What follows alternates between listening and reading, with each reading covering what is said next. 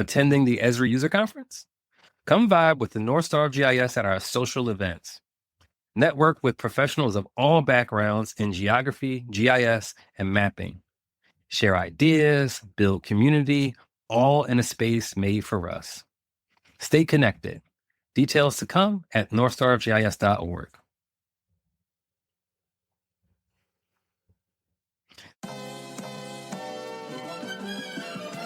Be Black. Be bold. Be innovative. Show the world equitable geo. We're coming together as a collective to celebrate people of African descent, the diaspora, and talking about geospatial equity and justice. You're listening to the North Star Gaze, a podcast with intimate stories from geo luminaries.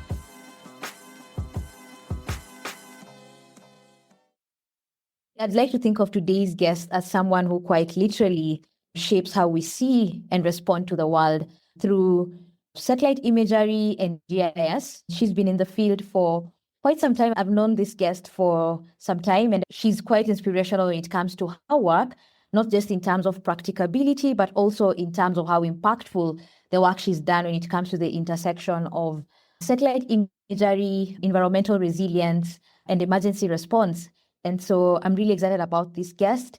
She's been a mentor as well in this field. She is Kenyan, and I'm also really excited about that as well. She's done quite impactful work, very impactful work around the African continent as well in understanding food security and what that looks like from a data perspective to help national governments and county governments address food security using data. And most recently, she also founded the Women in Space Kenya, which is an organization that focuses on mentorship. And so allow me to welcome Stella Mutai onto the pod today. Hi, Stella.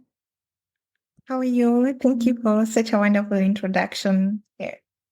We are so excited to have you. So, well, thank you so much for saying yes to come to the North Star Gaze podcast. I think before we deep dive into the conversation, I've known you as so many things, from a mentor to a GIS and remote sensing expert, a renowned specialist with the World Food Program. And so I'm curious, how would you introduce yourself? Okay, so my name is Stella Mutai. I come from Kenya, but currently reside in Europe. I have a background in geospatial, so much of what I do is focused on maps, focused on analysis, but more focused on policy making. So the end product of what I do, irrespective of whether it's food security, whether it's emergency response and preparedness, using geospatial analysis, everything is geared to how do we ensure that whatever we do as a technical perspective of GIS is communicated to the policymakers and it enables them to have a better and easier decision making at the onset. So basically, that's what I do. Wow. That is awesome. I have to tell you, Stella, of the guests that we've had, and we've had some extraordinary guests on the Gaze this season, but I was particularly excited about this episode because of the strength and the variety of things that you have done already. And so this next question, all of the work you've done, developing programs with the World Food Program, how do you see your role changing as we move into the future? Yes, I think for me, my key focus now is to how do I enhance my capacity from just map making and emergency response and in terms of food security analysis into how do we match that with climate analysis. So I'm moving forward from just the geospatial perspective to enhancing my capacity to climate analysis and seeing how do we ensure that we enhance our capacity in terms of GIS actionability for monitoring of climate analysis, and how will that influence food security analysis in the future. So how do we predict what is to come, and how does it evolve into supporting different countries in terms of before hunger strikes or response before any conflict arises and it will impact their food security. So basically, I'm seeing myself more into the climate analysis field. That is fascinating. And this issue of food security is becoming important even here in the United States, where people think that we have so much everything, right? we cannot buy eggs right now. My joke right now is if I'm dating, like, don't bring me roses, bring me some eggs, because it's almost impossible to find. I'm gonna back up a bit and go back a few steps. And I'm curious, just as we talk about how you get into a point where you're moving towards ensuring what you're building is now actually enforcing and in boardrooms to actually influence than policy. Yeah, how did you initially get involved in GIS? That's quite interesting. So my father as well is a lecturer. So he has a field in geography and but majorly in urban planning. And so he's the one who actually told me about geospatial for the very first time being a lecturer. And I thought that's very weird because I wanted to become something in business. But either way, I found myself into the geospatial as one of the first cohort in the Kimathi in Kenya. And I think in my second and third year is when I gained the grip of what I really desired to be in. But much more is after that, I gained a lot of mentorship immediately after my bachelor's from people who had done this course before and told me about the campuses they had encountered, like the universities they had gone into, especially like I went to University of Twente in the Netherlands. I did my master's in geoinformatics and Earth observation. And so they told me about the scholarship and I applied, and that's where my interest actually began very passionately about geospatial. But much more was begun by my dad. I owe him this. Oh, shout out to your dad. Thank you. You know, that you had a route into this work, Stella, that is somewhat unique. And most people that we encounter, first of all, they don't have a parent who can expose them to this type of work, but you also found mentors along the way. And that's one of the things that we as North Star, we're looking for ways that we can help bolster careers, right? If you didn't have your dad, I'm hoping that North Star could be the kind of place where the next young Stella can come and find ways to learn more and find ways to advance their careers. But even though you're so advanced already in your career, how can we be of service to you in your career? Exactly. I think for me is introducing me to platforms that are growing in terms of geospatial advocacy for food and food security analysis. I am more keen because coming from Africa, we talk a lot, but implementation is a bit, still the gap is there. So we have a lot of policies driving on food security, but less focusing on what is space capability in terms of food security. How can geospatial or just general space capability be helpful, not just in Kenya, but much more in different countries as well. So for me, it would be more helpful if I can get people who are focusing on policy advocacy, but much more using geospatial or space capabilities. And how can we collaborate, or how can we foster collaboration whereby we support each other with the technologies they're building and they can teach us on this other side so that we can be able to evolve together? Because now AI is coming, but I don't think in our African countries we have that capacity yet, but it's something that's growing. So I think for us to be trained in that perspective would be helpful. So for me, it's being introduced in spaces where food security analysis in terms of policy making and much more using emerging technology trends have been implemented would be very beneficial for me as well, because it will bring a lot more on collaboration and much more support making, not just for me, but for other people as well in the African continents. Fantastic. Thank you for that. Oh my God, as you're speaking, I'm just like, yes, please preach. You've talked about all the gaps we've been seeing all this time, and just even AI and our preparedness. And I can't wait to get to that section of this conversation and your thoughts as well on what's happening globally and what that means for us when it comes to space capability. So just to go back a bit to your food security and what you do, and you briefly talked about the intersection of climate analysis and food security. And one of the things that struck me in our previous conversation was some of the thoughts you had. We talk about food security, but we rarely talk about the nitty-gritties when it comes to food insecurity and the gendered impacts as a global conversation.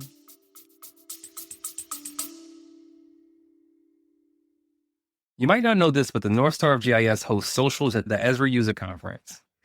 North Star of GIS socials are where connections happen. Join us for networking, learning, and community. Details to come at northstarofgis.org.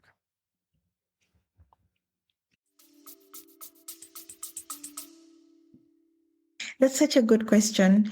In a normal African economy or country, women are the most people that are found doing farming a lot. So basically in the farms, in the cooking, it's women a lot. So anytime you negate or you remove women from the bracket of food security and nutrition, they become the most vulnerable because one, they're not educated on how climate information affects their food crops. They're not educated on what are the best seasons for planting and sowing. They're not educated on what crops are suitable for certain seasons. So if you leave farming for the women alone and they are not educated, it means that the kind of crops that are coming from the plantation places are not effective in our homes. So that's why it's very important, as we empower men to go to school to get educated, it's very important to empower women on what are the new technologies that are coming up and what are the shifts in terms of crop analysis that is coming up. And I experienced this when I was doing agriculture, coffee production using Earth Observation, Digital Earth Africa. When I was collecting data, a lot of the people that filled my form were actually women for coffee farming. And what was more interesting is because most of them planted the coffee and now they are harvesting the coffee. So this information is more important for them, because next time, if we don't tell them, by the way, there's a rainy season, more coming in the next season, it might actually make their crops be watered and they may not get the effective crop yield they're expecting. So then they end up losing more crops and also getting more disappointed. But it's because we haven't matched the impact of women in food security analysis. And so that's why I feel it's very important. A lot of men support women when it comes to taking the food to the market, but we don't actually support a lot of women in terms of during understanding the seasons of planting and harvesting and the technologies that are useful and how GIS can be supportive towards them. So I feel like there's a lot of gap in gender mainstreaming when it comes to food security analysis and as well as nutrition. Also, I bring in children because anytime women are involved, children as well are directly involved, because whatever is being yielded by women in the homes, children are a direct beneficiary of whatever crops is being harvested. But I noticed when I was doing my analysis is that a lot of children are always present when their parents are in the farm fields. So basically, they know the seasons, they know when the season is about to start, they're constantly with their parents. So they grow up seeing what their mothers did, and then they carry the same mentality of farming in terms of technology, in terms of seasons, into their own farming. So what it becomes transferred to different generations, but the technology is not growing and evolving in them. So I feel like there has to be a place where we educate women, especially on the technologies that is coming up, so that they don't lose a lot of crop yields, and they get to understand, how can I use my mobile phone using GIS to track which weather is coming, and how can that be useful in terms of my crop production? How can I understand which crop yield or which season is for planting for which particular crop, so that I don't end up losing a lot of food? So that basically how I feel like technology is impactful to women. Wow. Wow. Yeah, I'm curious on this. There's this conversation around how do we quantify quote unquote housework for women, right? Because and when it comes to economies, we're talking about GDPs and governments and countries not being able to recognize the effort that goes into the homework, right? Like when you're waking up, getting your kids ready for school, and basically you're literally pumping a lot of money into the economy as you're doing this. Even when you're talking about food security, when you just talked about it's women who are doing this and are pushing the economy, it's sort of like that conversation on how money mainly in African countries circulate in the informal sector, and it's mainly in markets, and it's women who are in these markets, but we've never been able to quantify that. And I'm curious, from your perspective, do you see an opportunity there? Is there a gap there in terms of knowing the impact of women and the input they're putting into the food security and the food traceability pipeline? So one of the greatest things I learned during the coffee plantation research is, and I think it can be implemented easily, is quantifying how much women are working in per farm. So every woman is assigned to a particular acre of a farm. So if that farm is identified with an ID that this woman is working in this particular field, and this is the crop yield that was expected or came out from this particular field, then we are able to quantify that this is the value that she has brought out of her farm. So anytime there's a value that's increasing, it means, and it can be directly related to her farm, she can get her produce, because what I understood is these farmers register their farm yields based on the size of the farm, and then they take it to them company board of coffee production and say, this is what my farm got to produce, and this is what I am giving to the coffee production board for them to sell for me in the market price. So I feel the gap that was there was that many women didn't have a way of having their records put in terms of their land. So most of this land is under the men. So when the produce or the reward of the farm comes, it comes to the man, it doesn't come to the woman. And I found that was actually the gap. So a lot of education literacy needs to be done on women being educated on how do we assess land? How is land obtained? How is my name obtained in that particular land? How do I get to understand what is the produce that my land is giving out? And how can I be a direct beneficiary? So most women are suffering because they don't know that these rights are up to them. They don't know that they need to speak. So at the end of the day, the person who has the information and the knowledge is the one who gets to benefit. So in my own time, how can data be important? I think we need to register how many women work per farm, how many women are associated per particular farm yield, particular season. And once that is recorded, it's registered together with their IDs as they give out their farm yields to the farmer, to the farm places, and they say that this is the particular farm yield that my farm has produced in this particular season. They're able to get their reward. Secondly, is growing women beyond the farm. I think a lot of women are just within the scope of planting and harvesting. So how do we get women into the leadership spheres such that we don't only have the men doing the leadership of farming and crop yield analysis or food security analysis within a region? Because that was also a thing. I noticed women are actually doing the work, but it's the men overseeing it. So I thought to myself, okay, why don't we put women into these leadership spaces? Because the more they're there, the more they are able to influence the voices that they have and that they carry within it. And that's important because anytime you do a field site visit to collect data, the most important people are actually women. They can tell you where these farms are, even without you having to hire anyone. They know where the farms are, and they know exactly where the beacons are, and they know exactly which particular family is expected to be produced. So when we have women representative into this leadership, being our survey forms, like I used to give some of them to be able to fill for me, that helps. I think thirdly is how do we equip digital phones to the women, because most women in the farm don't know how to use digital phones. And I think if we're talking about data, we need to talk about how do we enhance the capacity of women to understand the emerging technological trends, because most of them don't even know what a GPS is. And so that should be the first things that we should be able to identify. So for example, one of the things I was thinking is how can farmers take pictures of their farms and send it to the government for analysis? But if the women are the ones doing the farming directly and they don't even know how to use digital phones, then we'll not even get the correct data. So I think capacity building has to be done on technology for women in the farming places. Two, we should have digital literacy on the kind of technology, where if you're going to teach them on the use of GPS on their phones and have survey forms for them to collect data on their farm yields every particular season, and then we are able to track this particular form was filled by this farmer who is this lady in this particular land, then we are able to access their yields. Wow. Wow. You know, Stella, we often ask our guests about their biggest breakthroughs and how those breakthroughs were impactful, but you have so many. I'm going like, my goodness, where do we begin in trying to understand your biggest breakthrough? And maybe the breakthrough doesn't have to be yours, but where do we need to help you break through to others, right? To address some of these issues, the data literacy, putting tools and technology in the hands of people, getting those who are involved with policy making to understand that women are critical to their own understanding. So I'm sitting here going like, how do I ask this woman who's done so much already what her biggest breakthrough is? I feel like you're doing everything. It's the other people who need to break through, but I'm going to ask the question anyhow. What do you think has been your biggest breakthrough in GIS, and why was that impactful to you and to the communities that you serve? That's good. So recently I've done something on food security analysis in Sudan.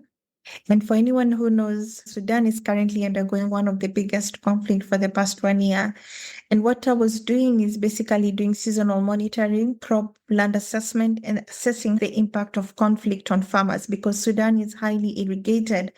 My biggest breakthrough is identifying the impacts that it has caused before and after the conflict, and what opportunities my organization should enhance in terms of which areas or zones should they enhance food security analysis, which zones should they take food security to, and much more. It supports the country office to identify that these are the particular zones that we need to focus on. That I felt was my recent breakthrough.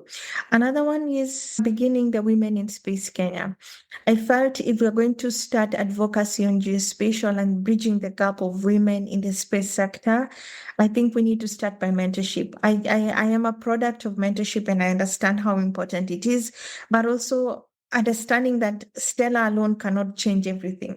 I am just 1% of the change. 99% is all of us coming together, like what you're doing, as well as the podcast, educating people of what other great people are doing so that we are able to reach more and more people to work together.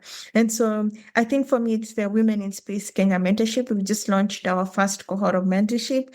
And my goal is to see it grow in a place whereby the young girls can know the opportunities that are there globally, internationally, and locally, and harness their capacity in terms of confidence, in terms of upscaling their skills, and in terms of also going into the field and supporting other young women to come up as well. And much more because most of these girls come from communities or villages where food security is a problem. So whatever they're learning, they're taking it as a solution to their community. So it's one girl changing the whole community. And I think that's how I feel, for me, that's my greatest impact, seeing these young women impact their community within their skills that they have. So it's one person changing another life, changing a whole community. Amazing. Thank you. I feel so inspired by this conversation, Stella, on so many levels. I think, first of all, it's just the relatability of the things you're talking about, right? And so I'm curious as well when it comes to the contributions and initiatives, from your perspective, what do you think we can do more as Black people in STEM, as young people across the continent, globally? How do we move the needle? What initiatives would you like to see more from us? Yeah. That's a very good question. I was just thinking about it yesterday. I think having something called Atlantic Dialogue Collaboration, because one of the things I've noticed, Africa, we do our own thing. The US, you do your own thing. Every continent is doing their own thing. But I think having an Atlantic dialogue sphere whereby we dialogue on what we are doing and what opportunities, because the challenges you experience in Africa in terms of food is not the very same challenge America is facing. We may have the same problem of food, but the challenge of getting the food is different. And so I feel like we need to have a conversation or place where we can converse together in terms of what is the problem we are all facing and how can we support each other, because every continent, as much as it has a challenge, has its strength. For example, Africa, we have very bright young minds that can be able to think of technological solutions. But what hinders us is the finances. What hinders us is the political unrest that comes with it, or even corruption that comes with it. In the US as well, they have a different particular challenge as well. So how do we bring the issues we are all facing into a place of common thing, that our agenda is to solve this food insecurity? So how do we bring together our skill set? Is it that we need to do interchanges? Do we bring the people from Africa to the US, US to Africa? Is it funding? How do we ensure that we are independent in our own ways, but still collaborate together? Is it understanding of the emerging technological trends? Because I feel like Europe is growing faster in terms of technological trends than Africa. So how can they be supportive in terms of us scaling our skill set in Africa to address food security in terms of technology, that they are much more ahead of us? And how can we also be of support to them? So at the end of the day, I feel Atlantic dialogue collaboration is the most effective thing that we need to do now. Okay, so Stella, we had a theme for our homecoming event this year, which is around art, geography, feminism, and creating an Afrofuturistic utopia. Right. So what might that look like? I'm thinking about some of the books that I've read. One of my favorite authors is Octavia Butler. I don't know if you've read her. Everybody else I know is reading The Parable of the Sower right now, which is about a dystopian future here in the United States. But I'd like you to imagine, what might an Afrofuturistic utopia look like? And what would it look like to you? First of all, that's a fascinating theme. I've really not heard of such a theme for quite some time. I think I look at it in terms of planting and sowing, in terms of what we do now will affect the future we're dreaming about. And so whatever we do in the STEM field is like we are putting seeds. The seeds will not grow now, they will grow in the next 5 to 10 years. And that will be the fruits of what we are doing now. So if we don't do advocacy, that's a seed we are planting. So in the next 10 years, the advocacy will die. If we decide to do mentorship now, it's a seed. In the next 10 years, the seed of that mentorship will drive into policy making, will drive into the leadership spheres. It will drive into taking the women in STEM to another level. So I'd really much relate it to planting and sowing theme. Whatever we do now will affect the next 5 to 10 years in whatever sphere, either mentorship, either collaboration, either advocacy. And if we don't do what we need to do now, it will affect still the next 10 years. Yeah. You're planting one way or the other, right? Either you're planting a good seed or you're failing to plant a good seed, right? So one way or the other, you are planting, and we will reap what we are planting what we are right planting. now. From your perspective, Stella, and just on this conversation, I'm curious to know, just based on your journey, what do you think are the most underappreciated aspects of your work? I think the time it takes to produce an analysis. I think from my own perspective as a geospatial analyst, a lot of people read a lot on maps and they assume that it's just sitting on a computer, clicking one thing and the map comes and looks beautiful and communicates. But like what I was talking about, the Sudan analysis, it's taking me a whole month to do it. But when the country office received it, it was like, this is so nice. Can you add this? Can you add this? So in their mindset, they think it's a one-day thing, but what they don't understand, there's comprehension behind it. There's an understanding of how it evolved. There's the thinking capacity of what needs to be done, which data needs, and much more people undermine a lot of geospatial analysis because they think data is available. A lot of times data is not there. And even if it's there, it's not in the good format that you want to work with. So you spend more time doing data cleaning, data analysis, and making the data make sense to the end user much more beyond who the user of the data is. So I think for me, it's the time it takes to do analysis. That's the most undermining thing. The output is not a magic. It's a process. Yeah. Yes, and that's on Geospatial Workflow X, guys. It's not as easy as you think. As we come to the end of the conversation, I'm curious on emerging trends that you're excited about. You mentioned briefly about AI and our preparedness within the continent as well. And so I'm curious, what other tech trends are you really pumped about, and how you see that shaping food security and the work that you do? I think one of the trends that is dying that kind of scares me is gender inclusivity. I feel if we don't take care, in as much as we are focusing on AI and everything, we might lose the touch of the imbalance that is there. And when I talk about gender, it's just not men and women. I'm talking about even continental, about Africans, about Black women being involved. So if we don't take care with the trend that is going on and we kill diversity and inclusion in one way or another, we may end up killing the participation of young women that are coming up from the Black community. And that in itself will affect a lot in terms of policy making. So that's one of the trends that I am scared about. Secondly is it's not the trend of the new technology, it's the knowledge and the capacity building behind it. So we cannot stop new technologies from coming, but if we don't equip the young people with this new technology that's coming up, it means there's a huge gap. So we'll have new technologies coming up. Even next year, I'll better show you there's a new technology already being made now. But if we look now how many young people have built capacity on AI, 10%, and much more in Africa, maybe 2%. So if you bring another one, we are still lagging behind to grasp the technology now. The next technology is a bit difficult for us. So I feel the capacity, knowledge, and enhancement is a big big gap in the new trending technologies that are coming up. So I'm not really concerned about the new trending technologies. It's much more the gender inclusivity and much more the knowledge capacity enhancement that needs to be done. Yeah.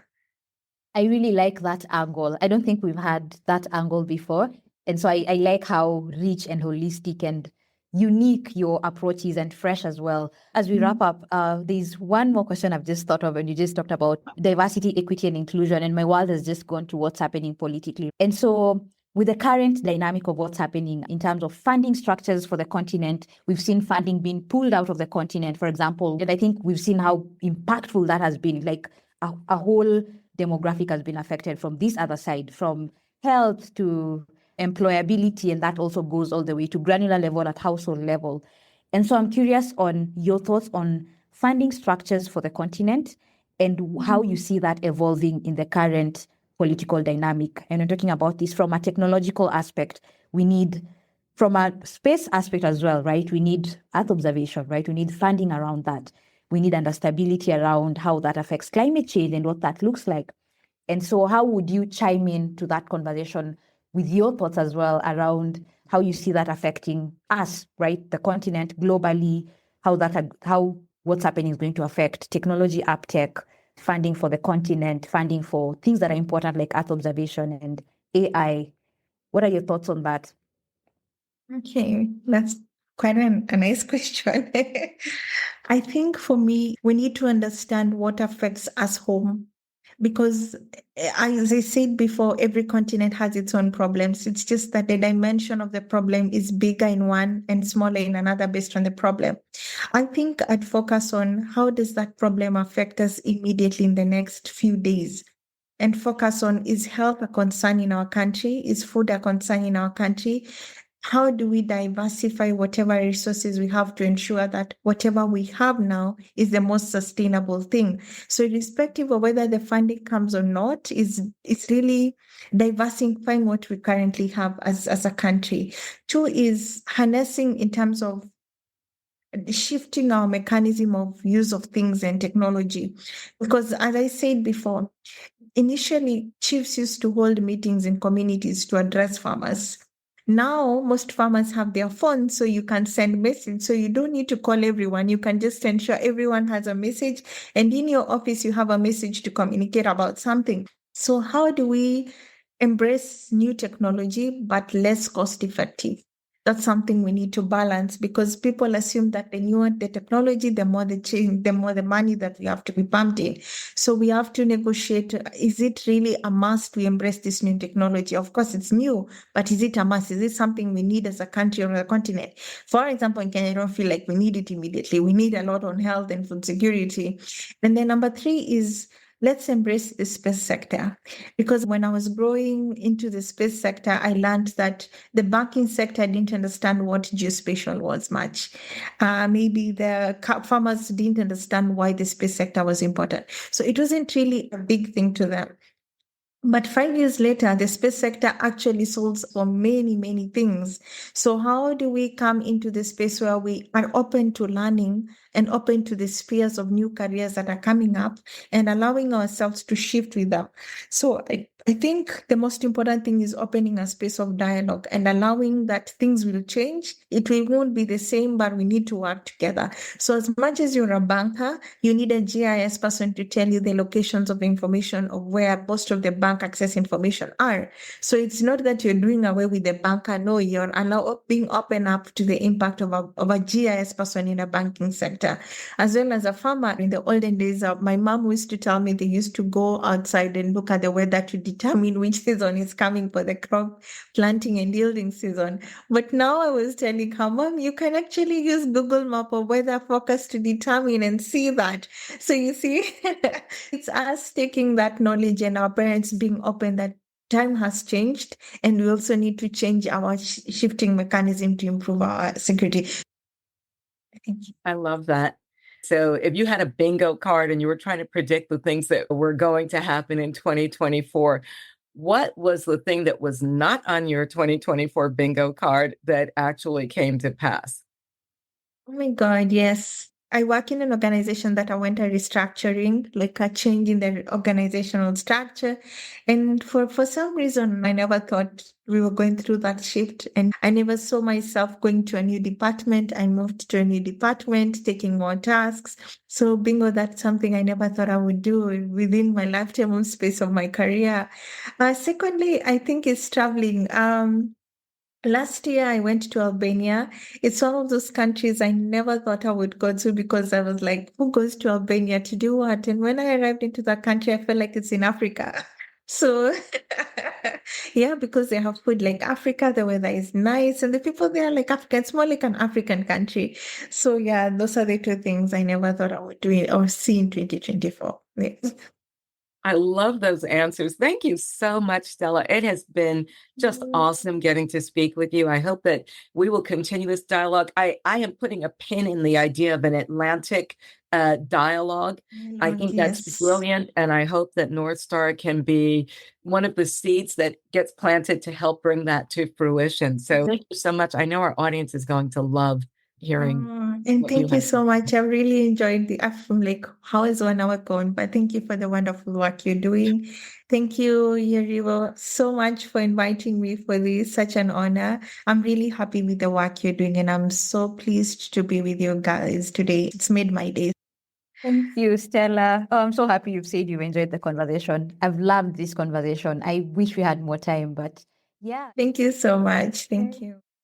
If you enjoyed this episode and want to learn more about North Star of GIS, check us out on Facebook, Instagram, and YouTube at GIS North Star.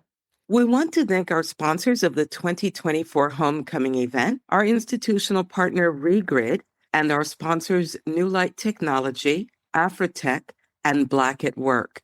We'd like to thank our keynotes, Tara Roberts, Linda Harris, Dr. Paulette Hines Brown, and Vernice Miller Travis. We'd like to thank Howard University and the staff at the Interdisciplinary Building and Photography by Imagery by Chioma.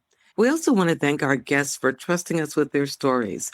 Tara, Linda, Paulette, Christian, Abraham, Jason, Vernice, Stella, B.E., Karen, Nikki, George, Frank, Labdi, Toussaint, Victoria, and the HBCU Environmental Justice Technical Team.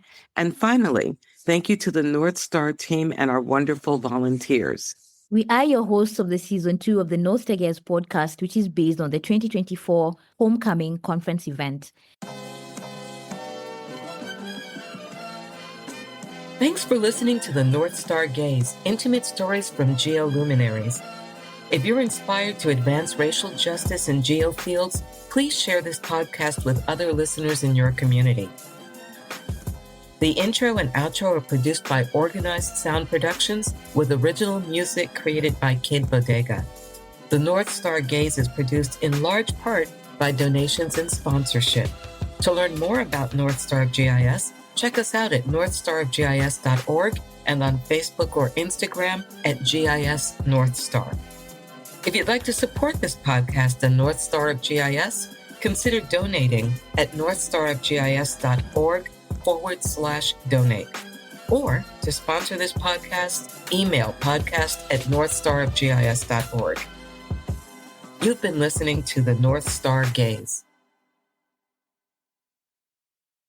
Join us at the Black and GIS Special Interest Group meeting at the Esri User Conference in 2025. Connect, network, and celebrate Black excellence in geography and GIS. Don't miss it.